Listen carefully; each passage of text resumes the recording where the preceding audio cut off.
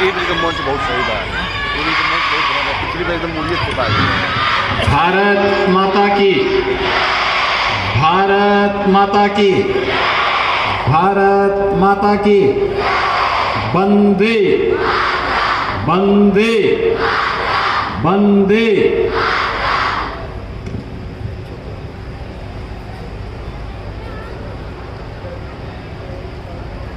पूर्व प्रधानमंत्री जननायक चंद्रशेखर जी की भव्य प्रतिमा के अनावरण के साथ ही 80 करोड़ रुपए की लागत की परियोजनाओं के लोकार्पण और शिलान्यास कार्यक्रम में मंच पर उपस्थित प्रदेश सरकार में मेरे सहयोगी मंत्री, बलिया के लोकप्रिय विधायक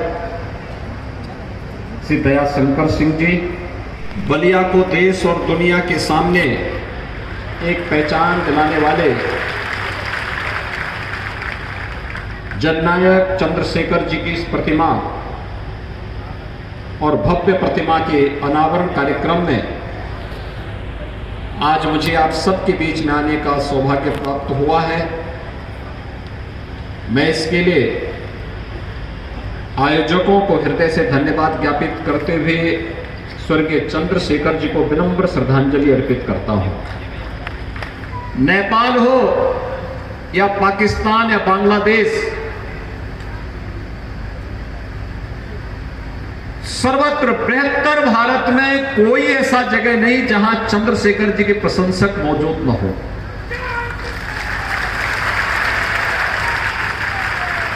हर व्यक्ति के साथ संबंधों को बनाना और संबंधों का निर्वाह भी करना। मूल्यों की राजनीति की जब बात आती है, देश की आवश्यकता के अनुरूप उस प्रकार का कदम उठाने का साहस भी अगर किसी में था तो वह चंद्रशेखर जी में ही था।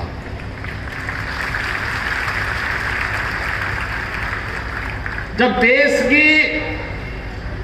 के लोकतंत्र को रौंदने का प्रयास हुआ, उसके खिलाफ मुखर स्वर बने थे चंद्रशेखर जी। और जब इस देश के अंदर स्वदेशी आंदोलन चला था तो भारतीय जनता पार्टी और राष्ट्रीय स्वयंसेवक संघ के लिए उतने ही लोकप्रिय हो गए थे चंद्रशेखर जी, क्योंकि उन्होंने खुलकर के स्वदेशी का समर्थन किया था। और भाइयों बहनों, यही कारण था देश की संसद में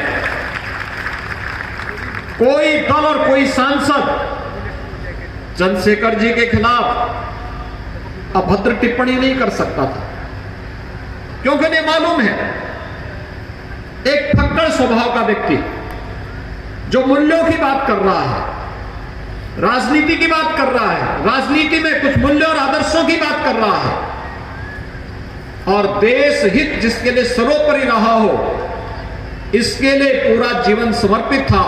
और ये बलिया का सौभाग्य, इस माटी का सौभाग्य है कि न चंद्रशेखर जैसा सपूत जिस माटी में पैदा होकर के उस धरती को एक नई पहचान दिलाया।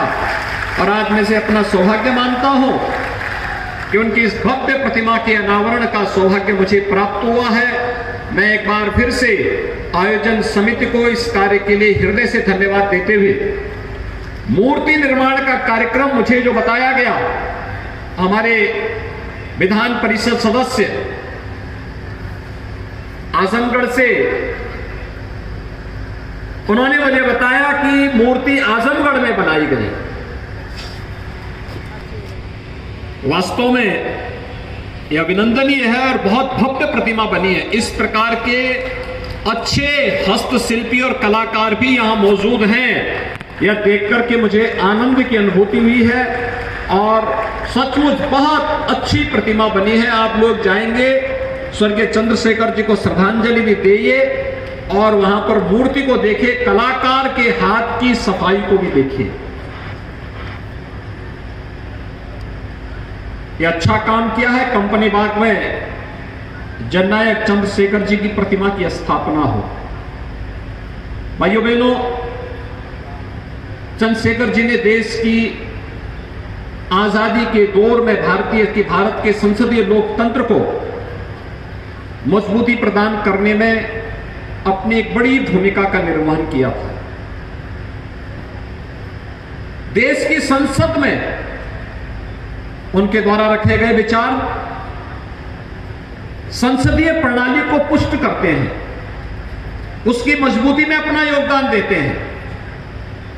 और इसलिए आज के दिन पर चंद्रशेखर जी का स्मरण जब भारत वैश्विक मंच पर अपनी एक नई पहचान प्रधानमंत्री मोदी जी के नेतृत्व में स्थापित कर रहा है, उन स्थितियों में चंद्रशेखर जी का स्मरण आज के लिए अत्यंत प्रासंगिक हो जाता है। मैं इस अवसर पर जननायक चंद्रशेखर जी को प्रदेश शासन की ओर से विनम्र श्रद्धांजलि अर्पित करता हूं। भाइयों बहनों, आज कई प्रकार से महत्वपूर्ण है बलिया के लिए। बलिया, अब तक तो बलिया बागी स्वभाव के लिए जाना जाता था। आज से नहीं, ये हजारों वर्षों की विरासत है। लेकिन बलिया उससे भी अलग हटकर के अपनी एक पहचान बना सके, और उस दिशा से आज यहां पर एक नए कार्य का शुभारंभ हुआ है। बलिया में कृषक उत्पादक संगठन एफपीओस के माध्यम से अलग अलग किसानों के द्वारा जो सब्जी उत्पादन होगा, वह सब्जी दुनिया के बाजार में बिक्री के लिए जाएगा। अभी यहां पर एक ट्रक का मैंने शुभारंभ किया है। भारत सरकार के एक्सपोर्ट प्रमोशन मंत्रालय के द्वारा इस कार्यक्रम को आज यहां पर शुभारंभ किया गया है। मैंने देखा विभिन्न प्रकार की ताजी सब्जियां अंतर्राष्ट्रीय बाजार में जाना, यहां के किसानों को, जिसके बारे में प्रधानमंत्री जी बार बार कहते हैं कि अगर किसान की आमदनी को दुगना करना है तो बीज से बाजार तक की इस यात्रा को हमें आसान करना पड़ेगा। और भाइयों बहनों, उस यात्रा की एक नई कड़ी है ये। यहां के किसानों को सब्जी का अच्छा दाम मिलेगा।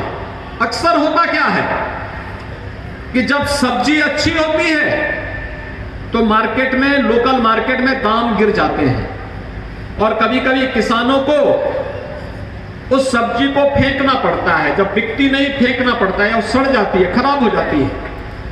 लेकिन अगर वही सब्जी हमने प्रोसेसिंग करके, उसको पैकिंग करके और उसे वैश्विक बाजार में पहुंचाने का काम कर दिया, यहां से वो कार्गो से जाएगा, लेकिन अब तो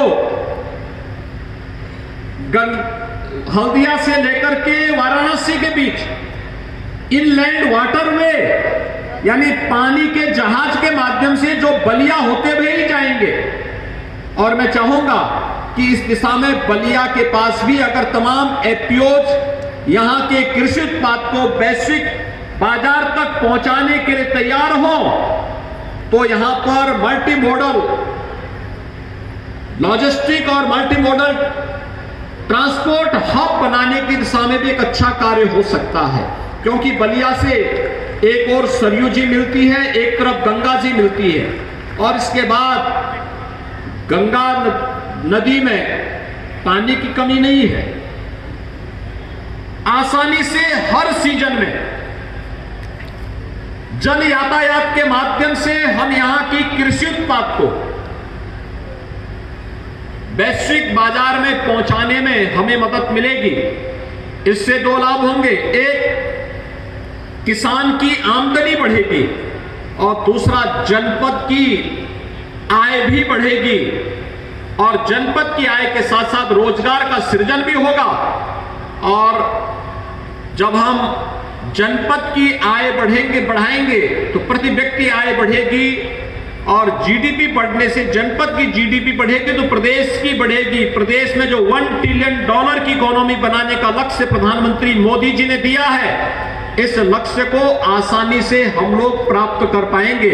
और इसके लिए मैं बलिया वासियों को हृदय से बधाई देता हूं, उन कृषि उत्पादक संगठनों को जिन्होंने इस दिशा में अच्छा कार्य किया है, जिसमें Divyam bio energy producer company Maharajpur Ballia, Murli Chhapra maize and banana farmer producer company, Revati progressive farmer producer company, इन सभी को आज यहां पर इस कार्यक्रम में भारत सरकार का पंजीकरण प्रमाण पत्र भी आज यहां पर प्रदान किया गया है। अभी आपने देखा होगा मंच पे मैंने उनको एक एक प्रमाण पत्र भी उपलब्ध करवाए हैं। लोकार्पण और शिलान्यास का भी कार्यक्रम आज यहां पर संपन्न हुआ है। बलिया विकास की प्रक्रिया के तहत तेजी के साथ आगे बढ़ता हुआ एक प्रदेश का सीमावर्ती जनपद माना जाता है। इसके बाद बिहार की सीमा प्रारंभ हो जाती है। स्वाभाविक रूप से यहां का विकास हो, जितनी यहां पे प्रतिभा है, ऊर्जा है, जितना पोटेंशियल है, उसका भी हम लोगों ने बहुत कम उपयोग किया है। मेरा ये मानना है यहां के किसान थोड़ी और मेहनत कर लेंगे, तकनीक का उपयोग खेती किसानी के रूप में कर लेंगे, इस आमदनी को कई गुना बढ़ाया जा सकता है। यहां पर थोड़े और प्रयास होंगे, इनलैंड वाटरवे का उपयोग हो जाएगा, क्योंकि यहीं से वाराणसी का रूट भी जाता है। हल्दिया टू वाराणसी बाया बलिया होते हुए है। हमें बलिया के इस रूट का उपयोग करना चाहिए। हजारों नौजवानों को यहीं पे नौकरी और रोजगार मिल जाएगा। हजारों लोगों को यहां पे स्थानीय स्तर पर रोजगार और नौकरी मिलेगी। बलिया के नौजवानों को नौकरी और रोजगार के लिए बलिया के अंदर आने के लिए मजबूर होगी।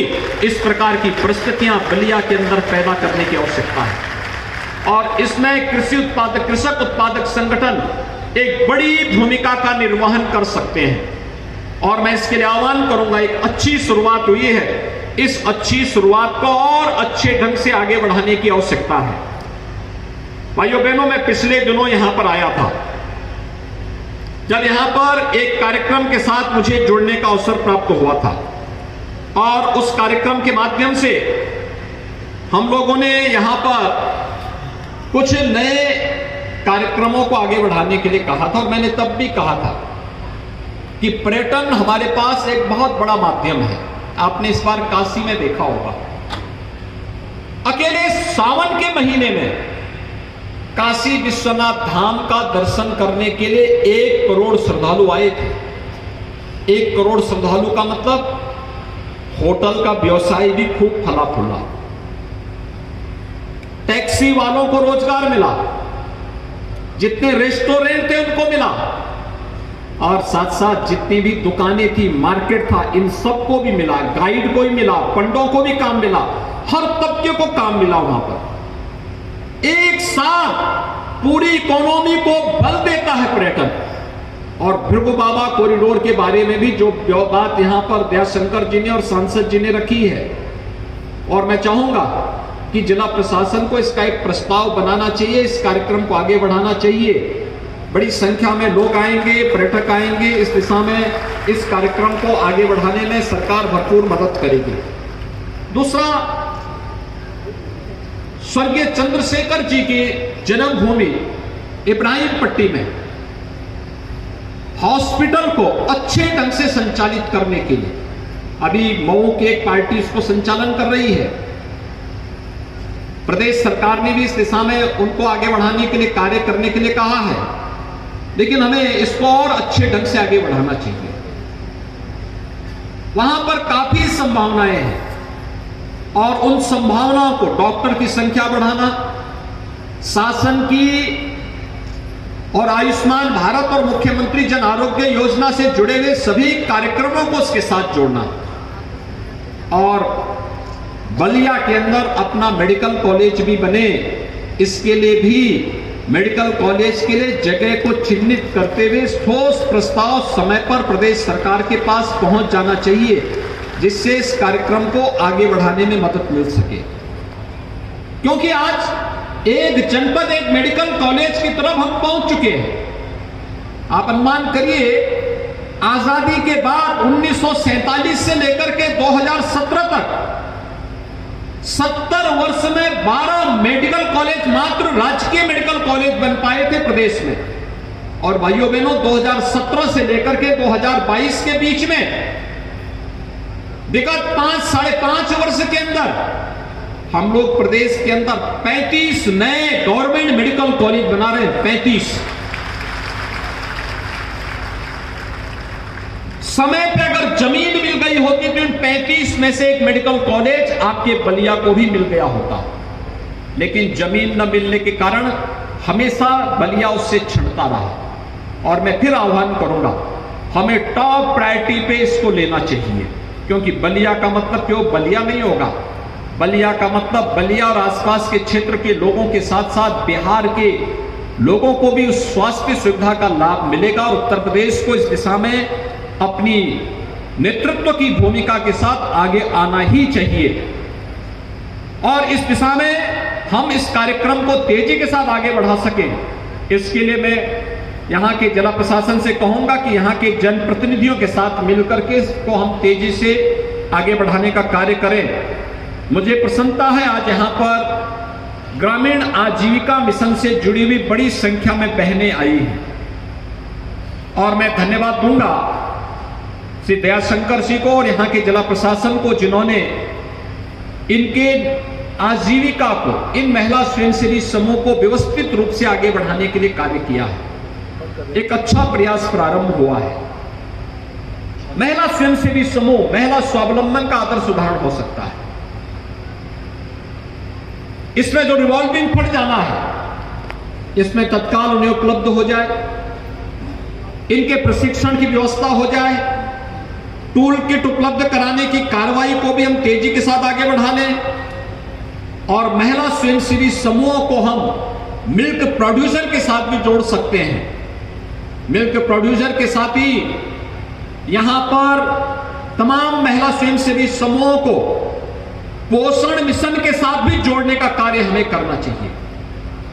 जो गांव में बाल विकास और पोषाहार विभाग के द्वारा गर्भवती महिलाओं को, किशोरी कन्याओं को, कुपोषित नवजात शिशुओं को पोषाहार दिया जाता है, हम लोगों ने पूरे प्रदेश के लिए क्रांतिकारी कदम उठाते हुए ये पूरा कार्यक्रम महिला स्वयंसेवी समूह को सौंप दिया है कि इसमें भ्रष्टाचार की बू ना आने पाए, इसके लिए महिला स्वयंसेवी समूह इस कार्यक्रम को आगे संचालित करेंगे।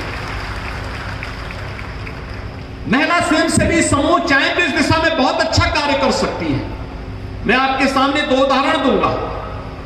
2019 में मुझे झांसी जनपद में जाने का अवसर प्राप्त हुआ था, और जब झांसी में मैं गया था तो झांसी में आप आश्चर्य करेंगे कि झांसी में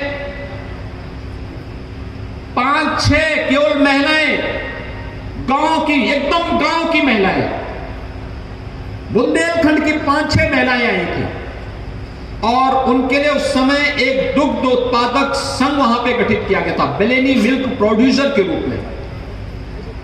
उन्होंने मेहनत किया और परिणाम क्या आया?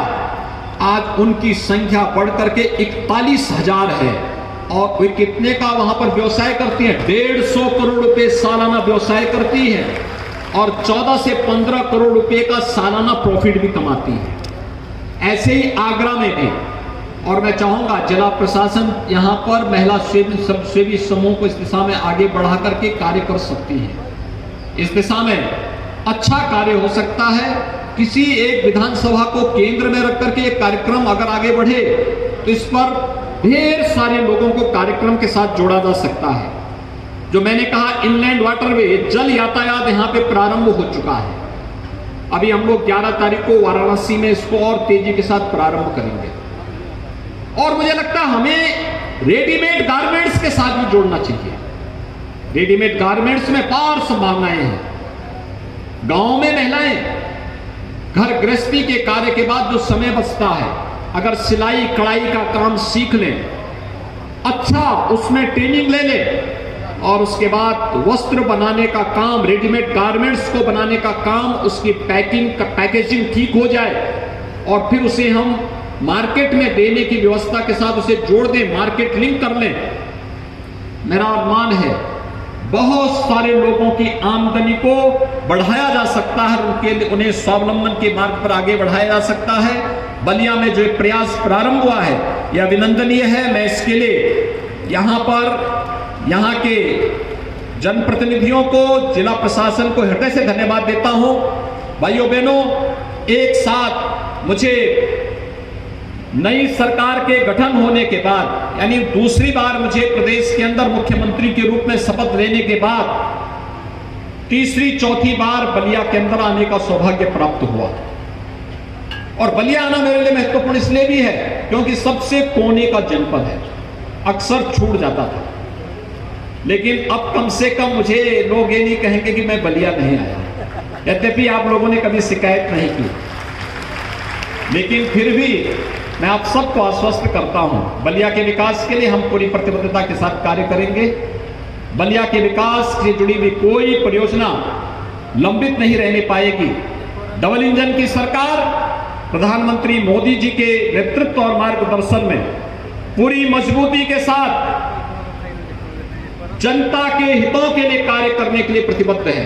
बिना भेदभाव के शासन की योजना का लाभ हर गांव, हर गरीब, हर किसान तक पहुंचाने के लिए प्रतिबद्ध है और इस दिशा में हम सबको पूरी मजबूती के साथ कार्य करना होगा।